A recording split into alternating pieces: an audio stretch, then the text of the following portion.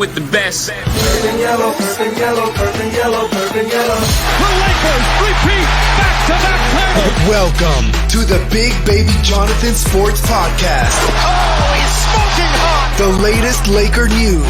Another great Showtime feed. The greatest Lakers show. This is going to be legendary for a long time. This is the Big Baby Jonathan Sports Podcast. Lakers all day. Go Lakers! Hello and welcome everybody to Big Baby Sports. I'm Big Baby Jonathan. Very special guest here today, Lakers Sideline reporter Mike Trudell. Mike Trudell, thank you so much for coming on this Sunday morning. How you doing, man? Hope all's well with you and the family. It's my pleasure to be here, man. It's good to see you, and hope all is well with you too. Yeah, everything's going well with me, man. We're just going to get into some Laker talk, but before we get into Laker talk, tell us a little bit about your background history. I know you graduated in 2004, School of Journalism. Tell us a little bit about that before you pursued journalism. Like, what made you pursue journalism in college? You know, it's funny that I think the first time I got hooked on sports and in the NBA especially, I was a kid of the 80s, so Michael Jordan, he was the thing. You know, it was everything about him, even before he won the championships, the shoes, the shaved head, just the look, the feel, the scoring dominance, the defense. There's something about his personality on and off the court that I just got hooked on watching hoops. And so, especially once the Bulls started to make their runs in the 90s, I was watching every game. And I also loved the broadcast side of things. So I loved Bob Costas, I loved Marv Albert. And that was kind of my first entry into where I ultimately wanted to be with sports. And then I grew up in Minnesota, so the Timberwolves started eventually, and the Minnesota Twins won the World Series in 1987 and 1991. You know, so I really liked all sports, but there's always been this special connection with the NBA. And so as I was growing up, I thought, you know what, I think that I could study this and follow a path towards journalism, towards broadcasting, and that's ultimately what led me to Northwestern and the journalism school there. And, you know, kind of from that point on, I just found a way to stay in the sports world. Yeah, I know you worked for Minnesota website. Like, tell us a little bit, like, what was the day-to-day process working for the Minnesota Timberwolves? Like, did you have to prepare before every game, before the game, 2 days before the game? Tell us a little bit about that. Yeah, so when I started working for the Timberwolves, the way that I treated that job was as if I was covering the team for the team, just like somebody else who worked, whether it was for ESPN or a local newspaper or a local radio station, a local TV station. So I wanted to try to fuse all of those things. So I did podcasts, I did feature stories, I did blog posts, I did game stories, I did video and live updates and interviews. So just anything that I could think of that would be covered in the media, since at the time, especially, there weren't many people working for teams on the content side. And so I just kind of tried to one-man band it. And I did have some really good people I was working with as well, but that was the idea. And I was able to do that for a couple of years. And then 2 years after that, so this was 06 to 08. And then in 2008, the Lakers wanted to hire a position that was similar to what I was doing in Minnesota. And it just kind of worked out that there was mutual interest, and I've been here since. That's good, man. You do a great job what you do, man. And we're going to get into some questions real quick. Who was your first interview when you first got hired by the Lakers? Do you remember what was the first player that you interviewed as a Laker sideline reporter? Wow. So I didn't start doing the sideline reporting until 2011. So that was the last year that the team split. They had their road games still on KCAL and the home games on Fox. And so I did the road games. This was after John Ireland took the play-by-play job. And that was enjoyable. I really loved doing it. But I had already been doing the Lakers.com reporting stuff for a few years before that. And so in terms of my first interview, I think that – so I came right after Media Day on October of 2008. And so if you recall, the Lakers, of course, had just lost in the finals to the Celtics. But I felt like they had the best team coming back. They were getting Bynum back healthy. They were getting Ariza back healthy. Kobe was at his peak. You had Pau Gasol, who was right about getting to his peak. Lamar Odom, it was such a squad. So it was just daily interviews with everybody. It was Phil Jackson. It was Kobe. It was Pau. In terms of the first one-on-one sit-down that I did, I'm not sure. It may have been Lamar Odom. It may have been Jordan Farmar or Derek Fisher or one of those guys. But Yeah, I'd have to go back into the archives, big baby, to figure that out specifically. But it was one of those dudes.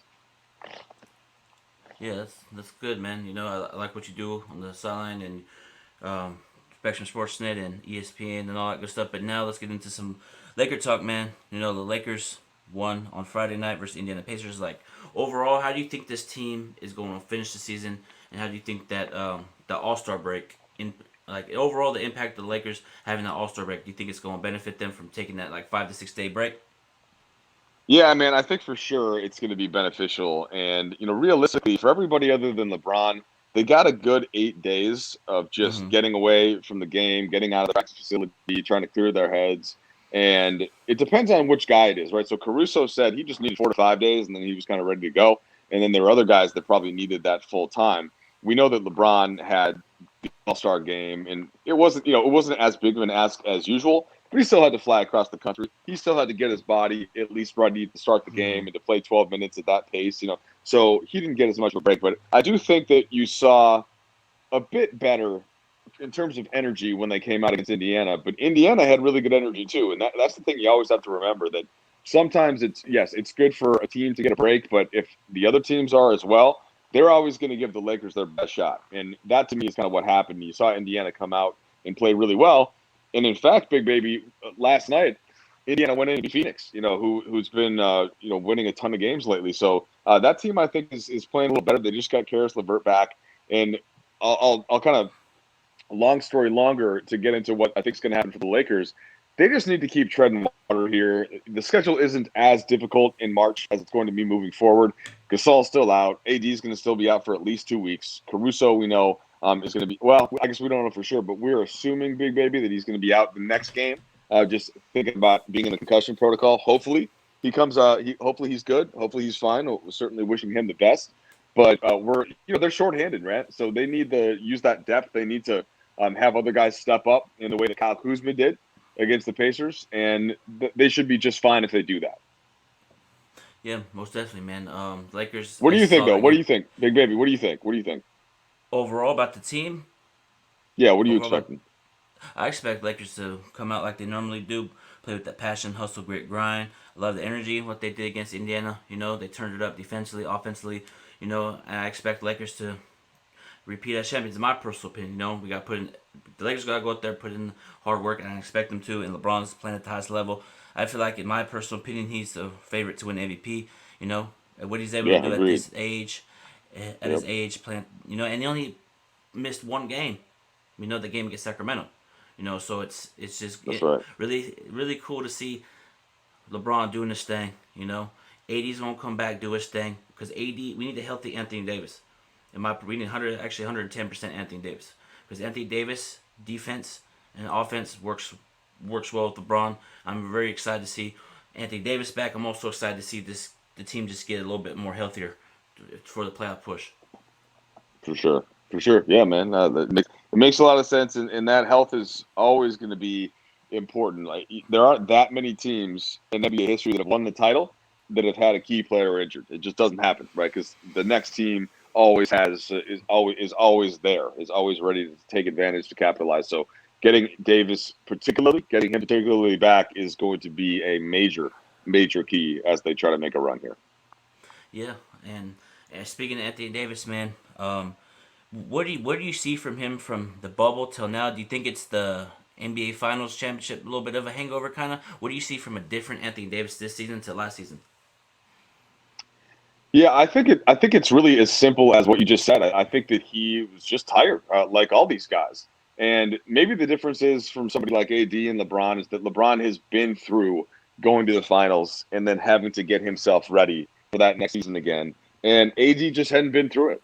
So I think that moving forward in his career, that would be something he would understand a bit better. But let's even give him the benefit of the doubt by saying they only had 71 days, and Mm, that right there, for somebody that A, hasn't been through it before, and that B, has to somehow get their body going, and then C, doesn't have any fans. That to me is the thing that probably isn't talked about enough this season, Big Baby, with how much energy the Lakers get from their home crowd, especially all the way from the 300 level down to the courtside seats. Like, that's something that they really thrive off. And they need that because they're getting, by being the Lakers, especially when they have LeBron James, when you have Anthony Davis, they're getting the other team's A game. Like, they are getting that other team is excited to be in LA. They're excited to be on the court against LeBron. They're going to play better than they might play against some other franchises that haven't had that level of success or don't have that, kind of that history right behind them. And it requires a lot more energy. And I think that right there made it real difficult on AD. And so all that did, though, look, maybe it moved him from top 5 last year, right, All-NBA first team, to like All-NBA second team. It's not like he fell that many spots. Even when he wasn't playing at his best, as we saw in the bubble, he's still an incredible two-way player where he was just overwhelming team. So I think that he will get back to the Anthony Davis that we saw last season. I think that he was already building up to that. And then that's one way, hopefully at least, that we can look at this as a bright spot.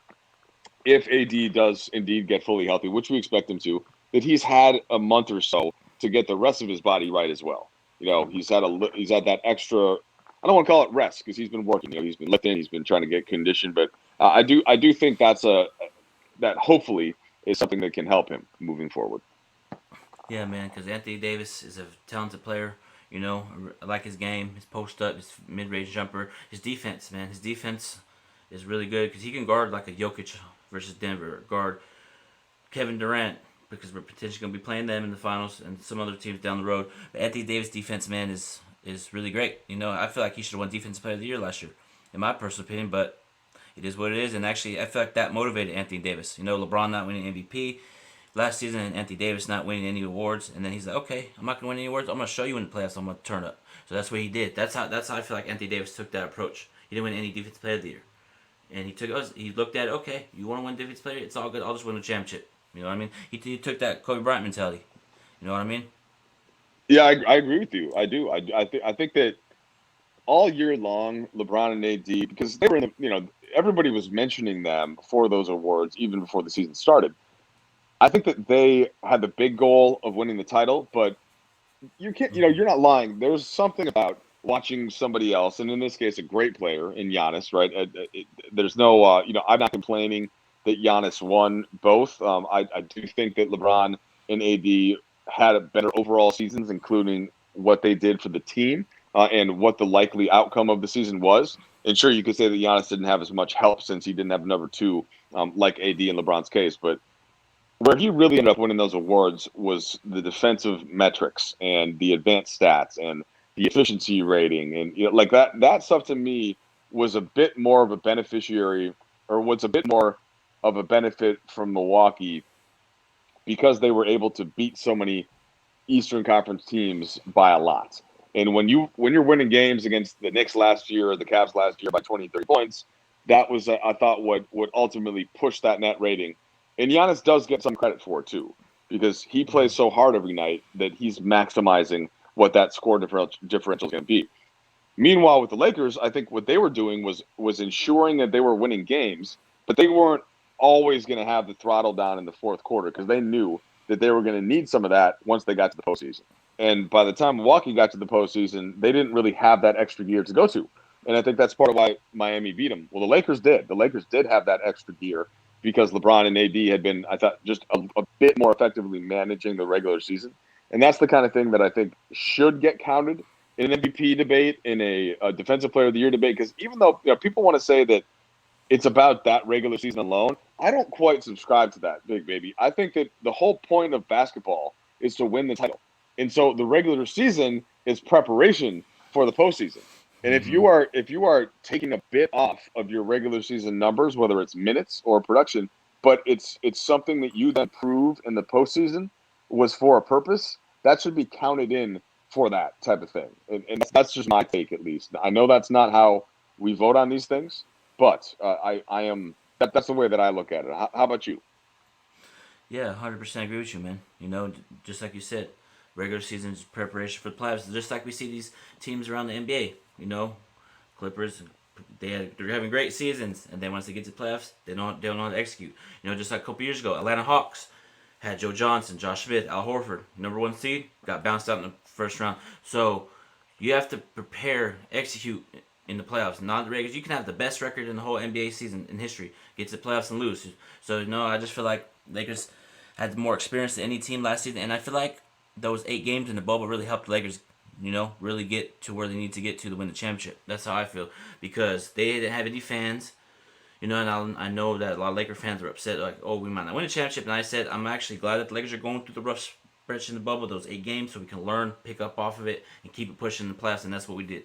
I mean, 100% agree with you on that take.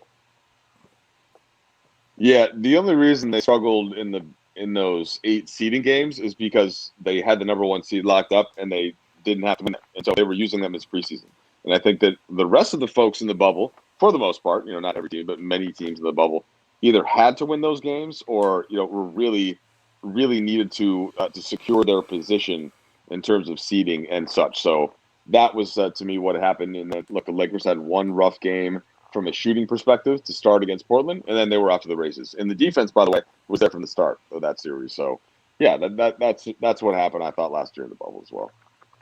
Yeah, man, and it just feels good as a Laker fan and watching the Lakers overall finally win the championship. I know a lot of people say that doesn't count. It counts to me as a fan.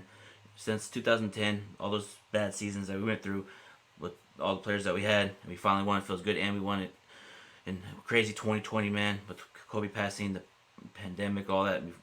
I feel like, to me, that's one of the greatest championships as a fan that I experienced. What we've been through as a team. What do you think? What is the greatest championship in your opinion out of Lakers history? Out of all the championships, out of the 17 championships? Yeah, it's a tough call, right? They have so many great teams, so many legendary all-time teams, and it's harder for me to speak to the ones that I wasn't there for. And so I was there obviously for 2009, 2010, and then last year I get to see those in person. The three-peat I saw on television, right? I was in college at the time with the Kobe Shaq years. The Showtime Lakers, I was a kid, so I was seeing some highlight clips here and there, but those games weren't even on live for that whole run. They were by the end of it.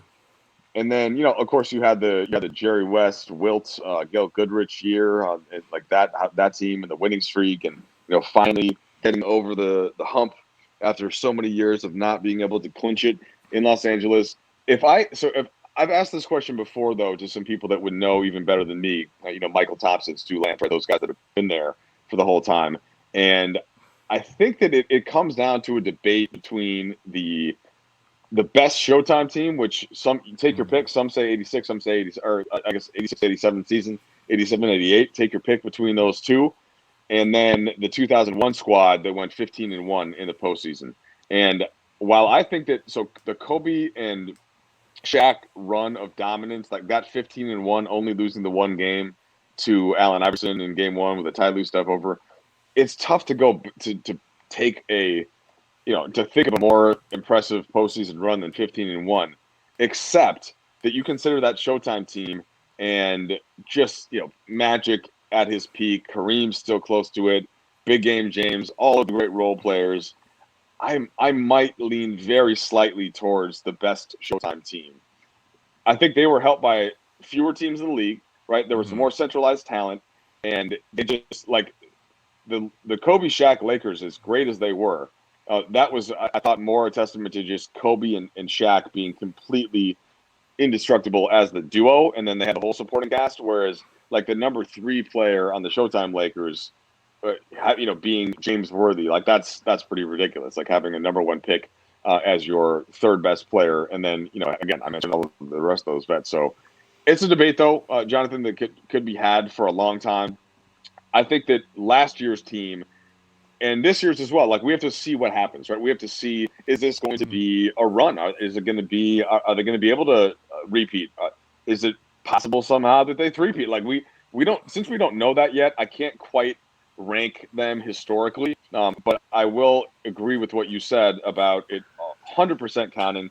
They absolutely earned it. There is no asterisk unless you want to say that it's one that makes it even a little bit tougher to win in that climate. So, yeah, I don't think we can take anything away. I'm not ready to have the historical comparison yet for that team with the 01 team or with the best Showtime team. Yeah, 100% agree with you. I started watching Lakers in 2000. Shaq, Kobe. They're dominant. And Shaq and Kobe always said it best, they're the 1-2 greatest punch of all time. That's a tough debate as well. But Yeah. the 2009, 2010, there's so many great historic teams. Just like last year, they're going to be great 2020. And this team potentially going to be great as well. So far and so forth. So I'm just really excited what Lex going to do this second half of the season. I know we won against Indiana, and we got a game tomorrow versus Golden State. But Mike Trudell, thank you so much for coming on Big Baby Sports. Go ahead and tell the people where they can find you on social media. Hey, man, don't worry about me. They know where to find me. I'm happy to be on your show, and it's good talking to you. And I wish you the best, and we'll talk soon, all right? I appreciate you, man. Take care. Yes, sir.